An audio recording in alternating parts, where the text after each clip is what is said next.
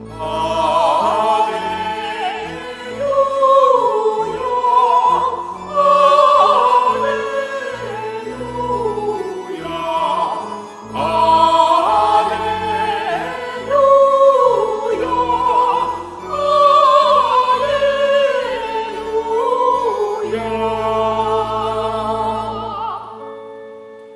tao ay nabubuhay sa salita ng may kapal na pagkain kanyang bigay.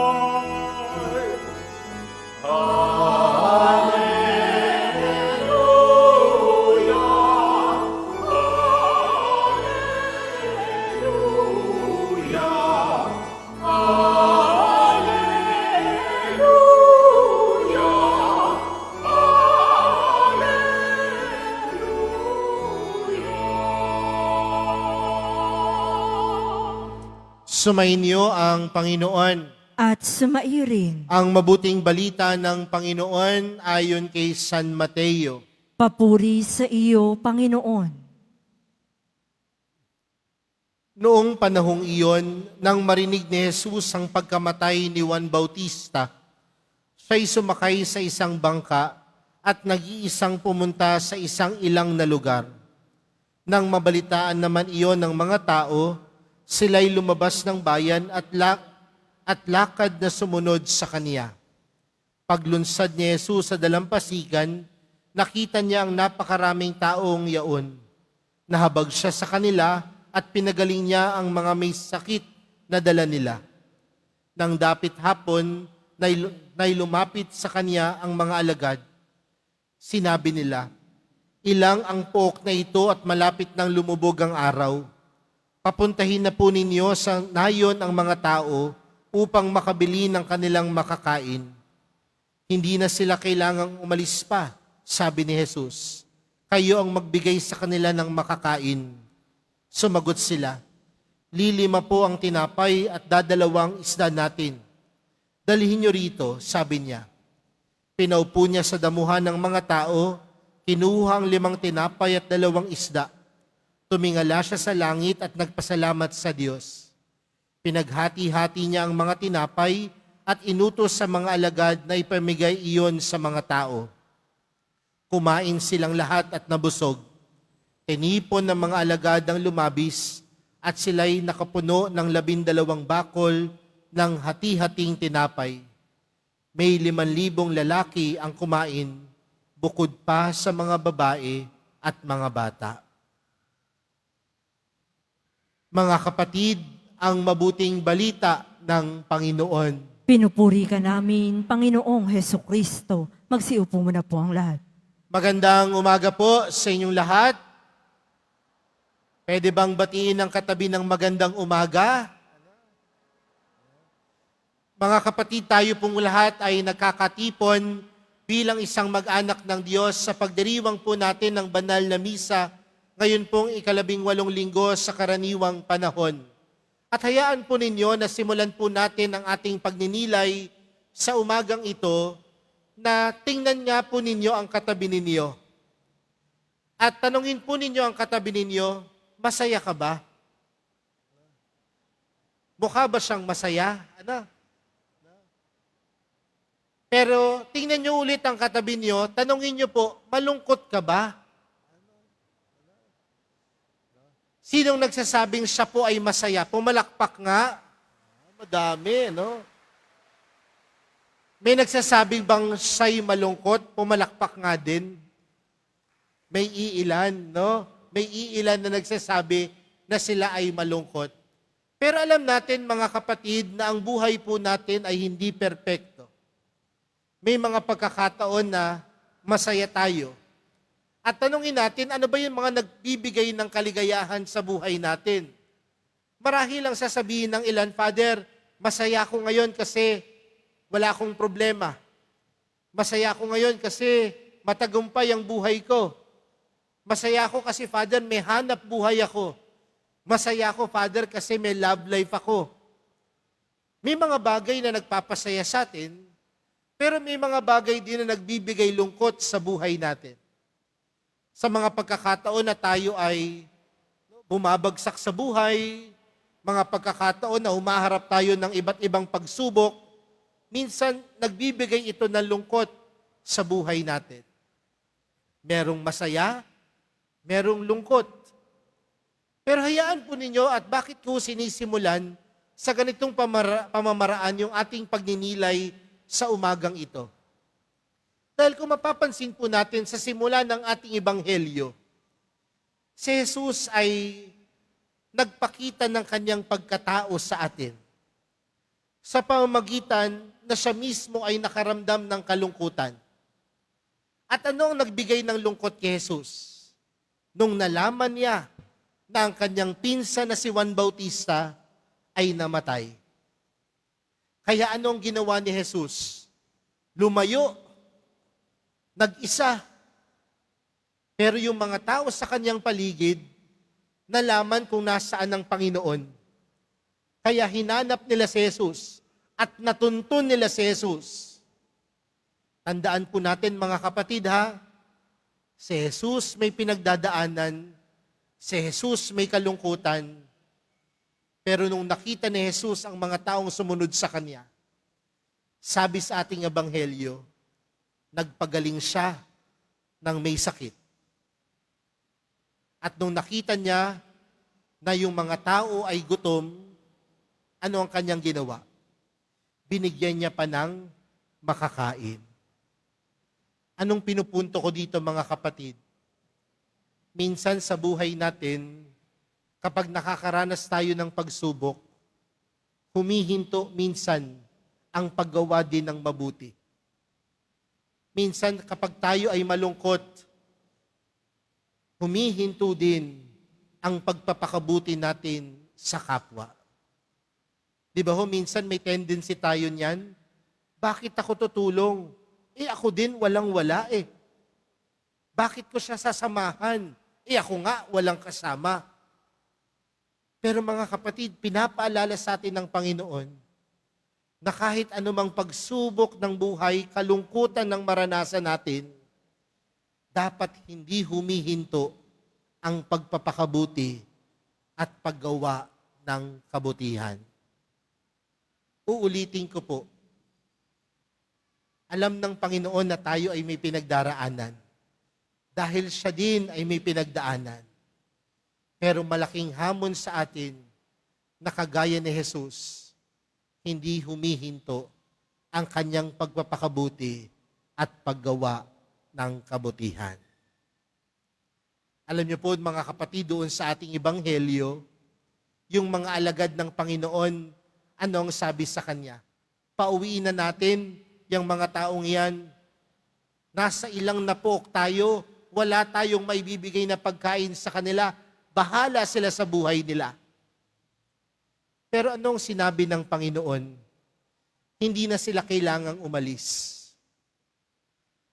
Pero ano kaya ang binibigyang mensahe nito sa atin mga kapatid?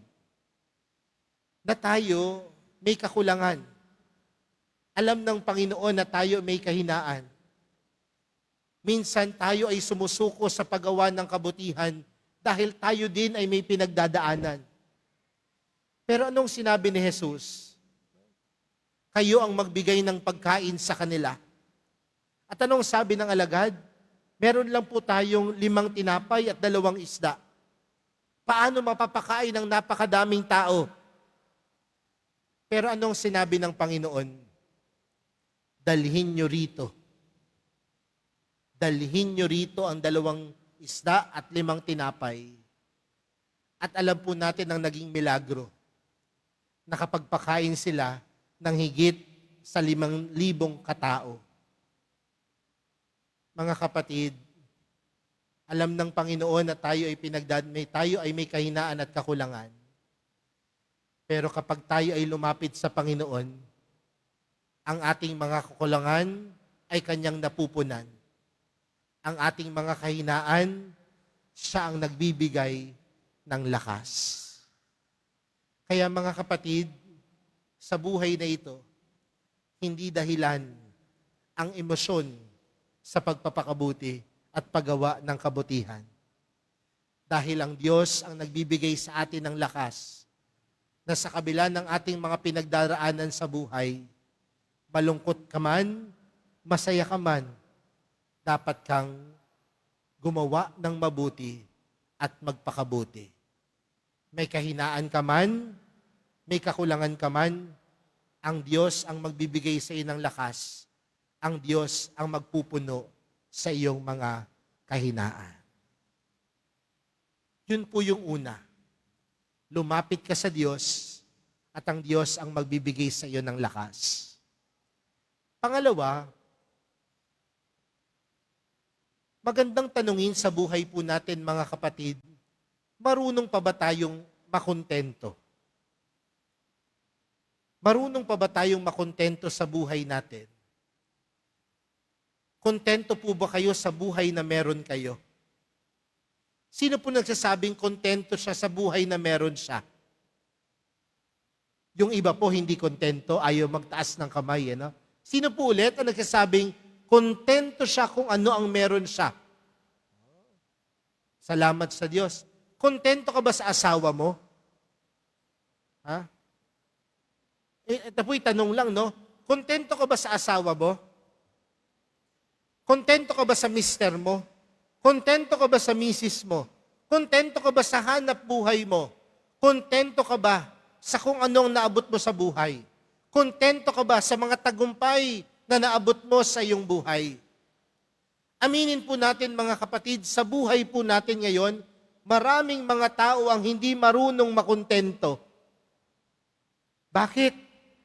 Dahil maraming bagay ang inaasam-asam nila. At minsan yung mga inaasam na bagay nila, yun minsan ang bumubulag sa kanila na makita ang mga biyaya at pagpapalang ipinagkakalob sa kanila ng Diyos. Mga kapatid, ang taong hindi marunong makontento, bulag sa pagpapala at biyaya ng Diyos. Sino po sa inyong nag-almusal kaninang umaga?